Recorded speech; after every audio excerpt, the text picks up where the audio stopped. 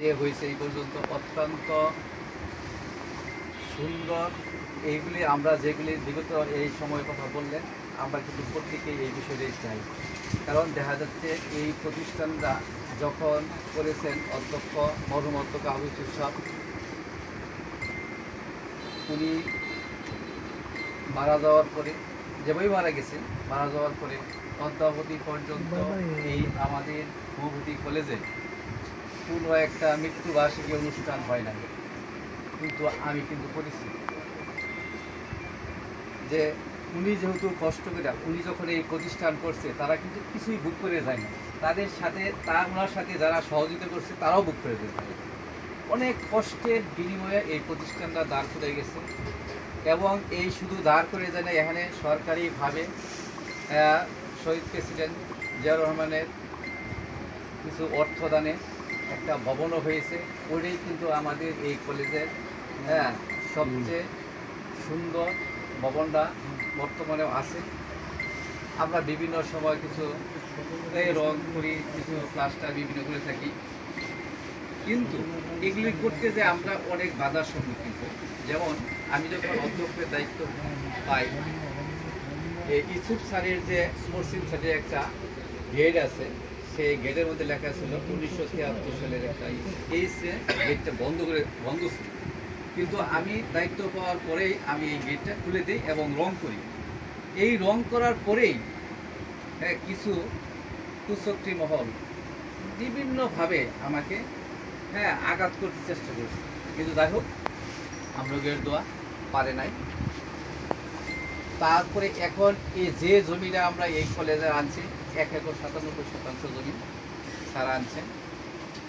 এই যে ইতিহাস শুনলেন যে অনেক কষ্টে যে উনি চিকিৎসা দিচ্ছেন, আমাদের জেলা প্রশাসক মহোদয়কে, একাধিক জেলা প্রশাসক মহোদয়কে, আরও অন্যান্য সরকারি আমলা যারা আছে তাদেরকে চিকিৎসা দেওয়ার পরে উনি তাদের মন জয় করছে, বিদায় উনি একটা জায়গা দিচ্ছেন। কিন্তু এই জায়গাটা যে আনছেন, প্রথম পাশে যে জায়গাটা আনছেন, এটা হলো আমাদের ইয়ারলি লিজ, বাৎসরিক লিজ দিতে হয়।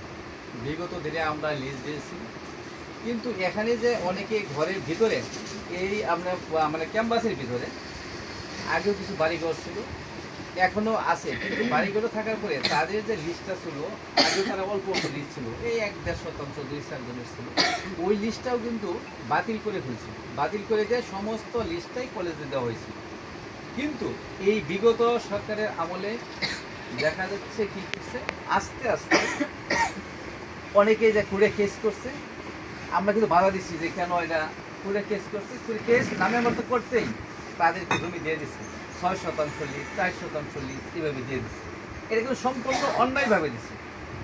তারা ওই দেখা যাচ্ছে ওই বলছে যে এত তারিখে তারা এই সম্পত্তি এই করছে সেই করছে, মানে বিভিন্ন একটা ইতিহাস গাইছে, তাতেই তাদের লিজ দিয়ে দিচ্ছে। 2% জায়গায় 1.5% 6% দিচ্ছে।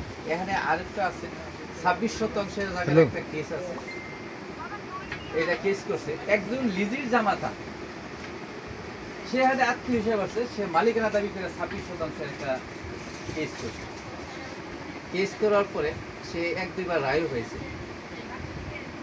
রায় পাওয়ার পরে কিন্তু এখানে কিন্তু যে উকিল ছিল, আমাদের যে অ্যাডভোকেট ছিল, সরকারি উকিল ছিল, ম্যাজিস্ট্রেটের যে দায়িত্ব পালন করতেন, ওনারা 2-1 জন নীরবতা পালন করছে। বিশেষ করে মাঝে মাঝে তার যে সহকারী ছিল তারা কিন্তু ঠিকই বলছে, যে তারা বলছে তাদের পক্ষের উকিল বলছে যে এত সালে এত লিজ এর জন্য এইভাবে তারা আবেদন করেছিল, তাদেরকে লিজ দেওয়া হয়েছে। কিন্তু উনি বলছে না, আসলে এগুলি কিছুই লেখা ছিল না, সম্পূর্ণ মিথ্যা এবং ভিত্তিহীন কথাগুলো তারা লিখছে, লিখে তারা আর্জি দাখিল করছে, তাতে যে তাদের পক্ষে রায় দিয়েছে। এটা একদম আপনার অনাকাঙ্ক্ষিত, সম্পূর্ণ মানে কলেজকে উন্নয়নের পথে বাধা বিঘ্ন সৃষ্টি করার জন্য এই কাজগুলো করে চলছে। তার আসলে কিন্তু কাগজ লিখে থাকার জন্য কাগজ এখনো কেসটা আছে। এই গত পরশু দিন মঙ্গলবার ডেট ছিল, এটা আমি করে গিয়েছিলাম। পরে আমাদের উকিল সব জানা আছেন, পরে উনিগুলো আপাতত আমি উনি বা নতুন যে আপাতত আমি একটু সময় নিই, আপনি সময় নেন, তারপরে বিষয় বৃত্তান্ত যতটুকু আপনার কাছে কাগজ আছে আর আমারও কিছু আমার জানা আছে, এই বিষয়ে আপনাদের বলবো। যাতে আমরা এই সম্পত্তিটা পুরো ইয়ার লিস্টটা আমরা আরেকটা জিনিস আছে, এটা আমাদের আবাসিক করে দিচ্ছি, কিন্তু আসলে কিন্তু এই জিনিসটা বাণিজ্যিক করে দিচ্ছি। বাণিজ্যিক করার প্রেক্ষিতে আজকে আমাদের কিন্তু অনেক লিজ বানিয়ে আসছে, প্রতি বৎসরে 12 লাখ টাকা আসে। আগে কম ছিল, আগে ছিল 73,000 টাকা, 72,000 টাকা, এখন হইল আপনার 12 লক্ষ টাকা বৎসর। এইটা জেলা প্রশাসককে বলছিলাম, বলার পরে বলছেন, আমি বলছিলাম যে এই কথা বলছিলাম যে এটা তো লিজ মানে আমাদের পক্ষে এত লিজ মানে দেওয়া সম্ভব। তারপরে আমাদের লিজের উপরে আপনারা আবার লিজ দিচ্ছেন, এইটাও যুক্তির কথা না, অযৌক্তিকভাবে দেওয়া হয়েছে। তাদের লিজকে বাতিল করে দেন। ইদানিংও আমি আবেদন করছি যে লিজ মানে ই করে আমাদের লিজ মানে দেওয়ার ব্যবস্থা করে। আমি এইভাবে চাচ্ছিলাম, তাদের মৌখিকভাবে বলছিলাম যে আমাদের এই জায়গাটা আবার একটা স্টেটমেন্ট করে নতুন করে আপনার এটা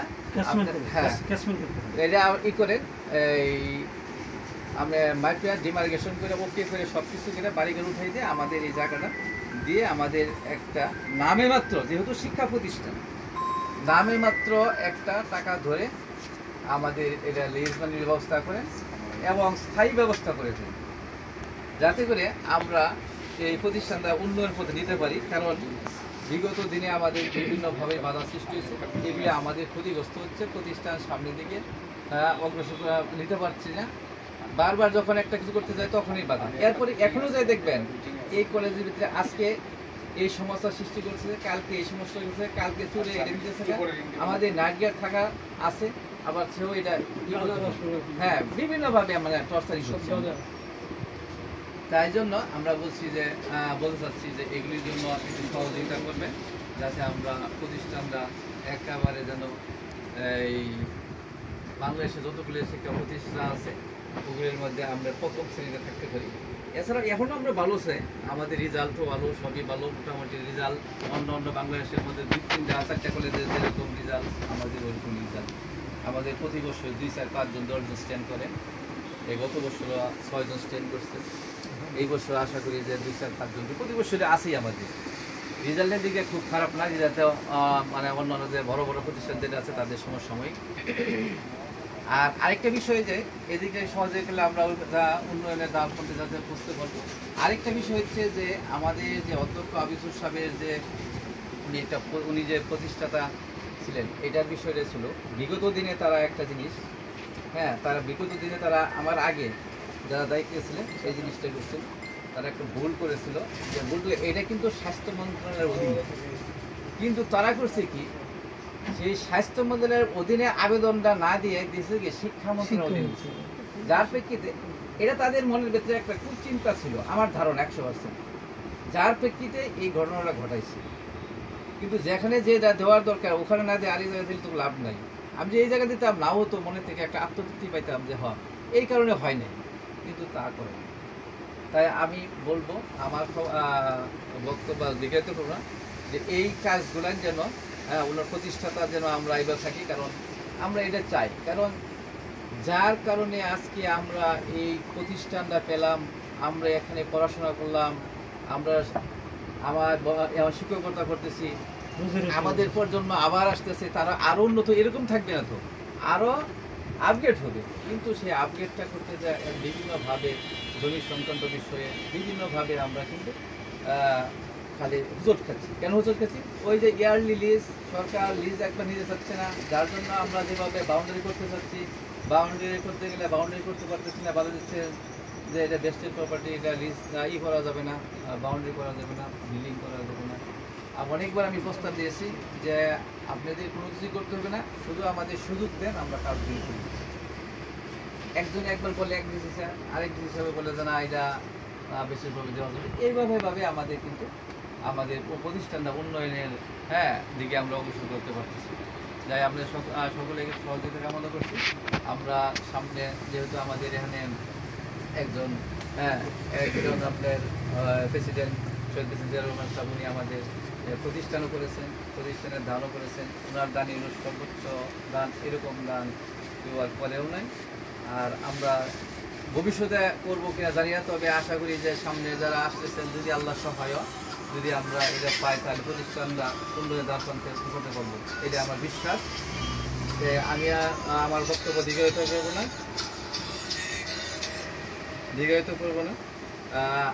সকলের সুস্বাস্থ্য কামনা করে আমি আমার বক্তব্য এখানে শেষ করছি এবং আজকে দ্বিতীয় অধিবেশনের সমাপ্তি ঘোষণা করছি। সকলে ভালো থাকেন। আসসালামু আলাইকুম।